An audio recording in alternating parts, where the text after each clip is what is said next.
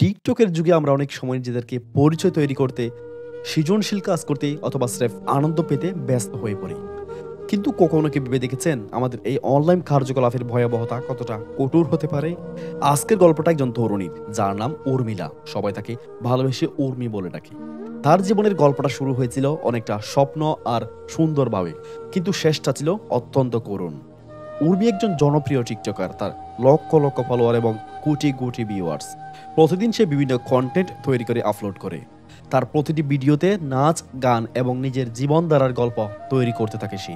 উর্মির এই টিকটক জীবনধারা শুরু হয়েছিল শুধুমাত্র স্রেফ নিজেকে আনন্দ দেওয়ার জন্য, কিন্তু ধীরে ধীরে সেটা নেশায় পরিণত হয় এবং এক সময় নিজের আয়ের উৎস হিসেবে বেছে নেয় সে। উর্মি খুবই মনোযোগী ছিল নিজের ভিডিও বানানোর কাজে। প্রতিদিন নতুন নতুন ধারণা নিয়ে সে কাজ করত।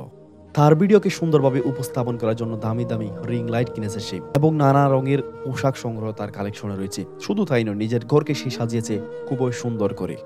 গত সোমবারের ঘটনা, রাত ঠিক 12টা বাজে। পুরো বাড়ি নিস্তব্ধ। উর্মি তার পরবর্তী ভিডিও বানানোর জন্য রেডি হচ্ছিল।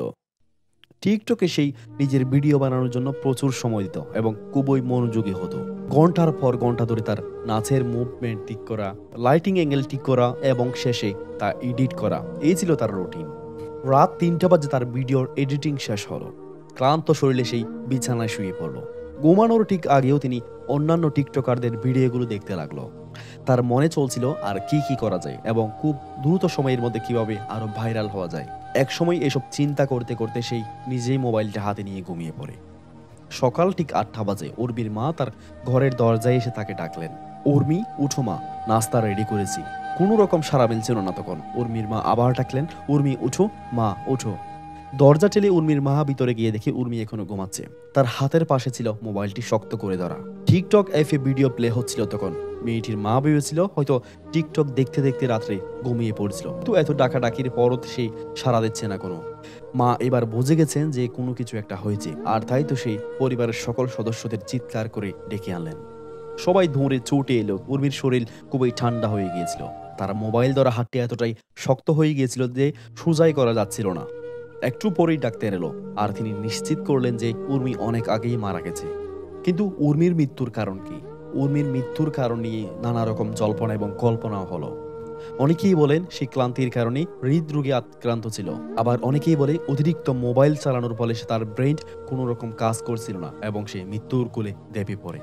উর্মি মারা গেছে, কিন্তু তার শত শত টিকটক ভিডিওগুলো এখনো হাজার দর্শকরা দেখছে। তার ফলোয়ার্স এবং ভিউয়ার্সরা হয়তো এখনো জানে না যে যার ভিডিওটা সে দেখে এখন মজা পাচ্ছে সে এখন পৃথিবীতেও নেই। তার অর্ধনগ্ন ভিডিওগুলো এখনো অনলাইন প্ল্যাটফর্মে ছড়িয়ে ছিটিয়ে রয়েছে জালের মতো। দেখুন, এই ধরনের কাজের ভাবের শাস্তি হলো মৃত্যুর পরও কিন্তু এই ভাব থেকে আপনি কোনো মতোই রেহাই পাবেন না।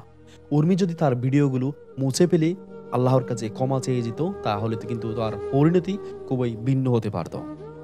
কিন্তু এখন যেহেতু তার ভিডিওগুলো কিয়ামত পর্যন্ত অনলাইনে থেকে যাবে, সেহেতু কিয়ামত পর্যন্ত তার আমলনামায় ভাব জমা হতে থাকবে। আজকের গল্পের শিক্ষা হলো, আমাদের সমাজে আমরা অনেকেই সোশ্যাল মিডিয়া নিয়ে ব্যস্ত। আমরা হয়তো অনেকেই ভুলে যাই যে আমাদের কাজের ফলাফলটি কি হতে পারে। আমাদের কাজের ফল যেন মৃত্যুর পর সেটি আমাদের পাপের কারণ হয়ে না দাঁড়ায়, সেটি নিশ্চিত করতে হবে আমাকে। এই উর্মিলার গল্পটি আমাদের সকলের জন্য একটি সতর্ক সংকেত।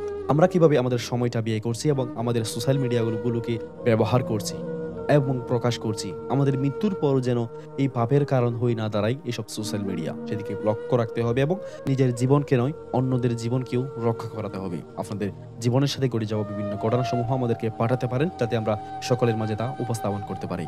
আমাদের ইমেল আইডির মাধ্যমে আপনার গল্পগুলো শেয়ার করতে পারেন আমাদের সাথে। আমাদের ইমেল আইডি অ্যাবাউট সেকশনে দেওয়া আছে, সেখান থেকেই পাঠাতে পারেন নিজের জীবনের সাথে ঘটে যাওয়া বিভিন্ন গল্পগুলো। দেখা হবে পরবর্তী নতুন কোনো ভিডিওতে। সে পর্যন্ত ভালো থাকবেন। আল্লাহ হাফেজ।